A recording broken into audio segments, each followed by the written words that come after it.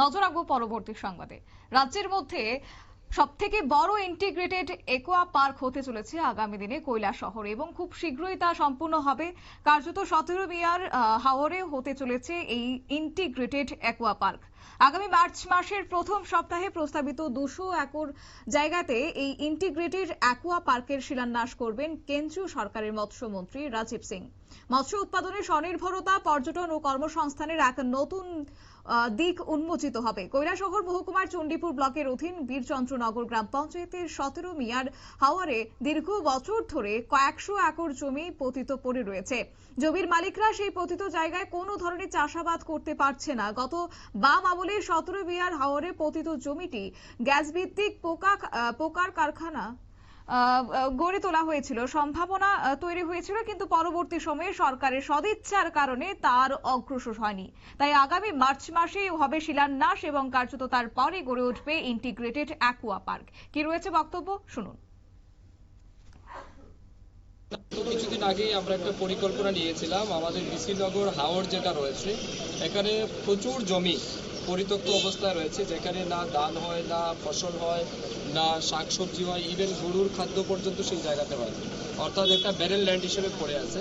তো আমি মাননীয় মন্ত্রীর সম্মানিত টিঙ্কু রায় মহোদয়, তিনি বারে বারে আমাকে বলেছেন যে ফিশারি ডিপার্টমেন্টের মাধ্যমে সেই জায়গাতে কিছু করা যায় কিনা না। সেই অনুযায়ী আমরা সেন্ট্রাল গভর্নমেন্টের কাছে একটা প্রজেক্ট পাঠিয়েছিলাম ইন্টিগ্রেটেড অ্যাকোয়া পার্ক নামে, অর্থাৎ যেখানে মাছ চাষ হবে, মাছের প্রোডাক্ট চাষ হবে, মাছের খাদ্য তৈরি হবে, সেখানে ফিশ ট্যুরিজম হবে, বোটিংয়ের ব্যবস্থা থাকবে, এই জলাশয়ের মধ্যে এখানে রেস্টুরেন্টের ব্যবস্থা থাকবে, সব মিলিয়ে একটা ইন্টিগ্রেটেড অ্যাকোয়া পার্ক, অর্থাৎ এখান থেকে যাতে প্রচুর পরিমাণে মাছের উৎপাদন হয়, সাথে সাথে কিছু মানুষের কর্মসংস্থান হয়। এই বীরচন্দ্রনগর যে বড় হাওরটা, যেখানে অনেকগুলো জমি যেখানে পতিত পড়ে আছে দীর্ঘ সময় ধরে, আমরা সকলে জানি বাম আমলে একটা ওয়াটার বডি তৈরি করা হয়েছিল, কিন্তু এটাতে কোনো কাজে আসেনি। এটাকে নতুন করে একটা পার্ক তৈরি করবেন মাননীয় মন্ত্রী সুধাংশু দাস মহোদয়। আপনারা সকলেই জানেন তিনি এই গ্রামেরই একদম পার্শ্ববর্তী গ্রামে ওনার বাড়ি। ওনার প্রচেষ্টায় এটা মঞ্জুরি পেয়েছে। এখানে একটা বড় প্রজেক্ট হবে, প্রায় 100 কোটি টাকা খরচা করা হবে সেই প্রজেক্টে, এবং এই প্রজেক্টটা হলে এখানকার মানুষ যারা, তাদের জীবনমান উন্নয়ন হবে। এখানকার মানুষের যারা মাছ চাষ করেন বা এই সঙ্গে যারা রয়েছেন তারা উপকৃত হবে। এটা নিয়ে অনেকবার মিটিং হয়েছে, এবার 3 নম্বরবার মাননীয় মন্ত্রী এসেছেন।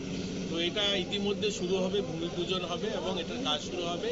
এটার 1-2টা ছোট ছোট বিষয় ছিল, যারা জমির মালিক সকলেই দিয়ে দিয়েছেন, 1-2জন বাকি আছেন যারা দিতে হয়তো তারা বুঝেননি বা বোঝার চেষ্টাও করেননি। এখন মাননীয় মন্ত্রী বুঝিয়েছেন তাদের, তারাও সম্মতি জানিয়েছে।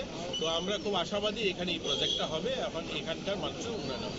কংগ্রেস বিধায়ক বিজেপি অভিযোগ করেছেন জায়গা নাকি জোর করে নেওয়া হচ্ছে, এ ব্যাপারে কি বলবেন? উনি কি বলছেন সেটা দিয়ে বড় কথা নয়। উনিও তো দীর্ঘ সময় ধরে, এবার প্রথমবার বিধায়ক নয়, আমি চণ্ডীপুরের প্রথমবারের বিধায়ক, উনি তো অনেক বছর ধরে বিধায়ক। তো আমি জানি না এই এলাকার উন্নয়নে, চণ্ডীপুর এলাকার উন্নয়নে তিনি কথা বলেছেন, বা কৈলাসহরের উন্নয়নে কবার কথা বলেছেন বিধানসভাতে, বা রাজ্যের উন্নয়নের জন্য সিপিএম এর সঙ্গে কথা বলে কি এনেছেন কৈলাসহরে আশ্রম স্কুল হোক, কৈলাসহরের যে আমাদের রামকৃষ্ণ মহাবিদ্যালয়ের হলঘর হোক, এই সমস্ত অনেকগুলো পরিকাঠামোগত ভেঙে জর্জর, সিপিএমরা তো করেননি এবং কংগ্রেস বিধায়ক হিসাবেও তিনি কোনোদিন কথা বলেননি।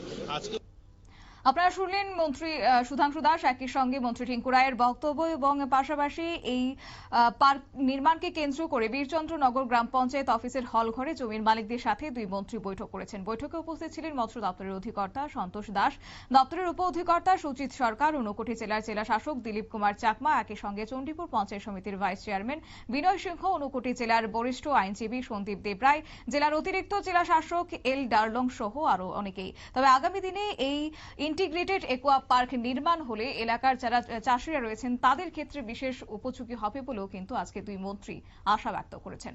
নিয়ে নিচ্ছে ছোট্ট একটি বিজ্ঞাপন বিরতি, সঙ্গে থাকুন।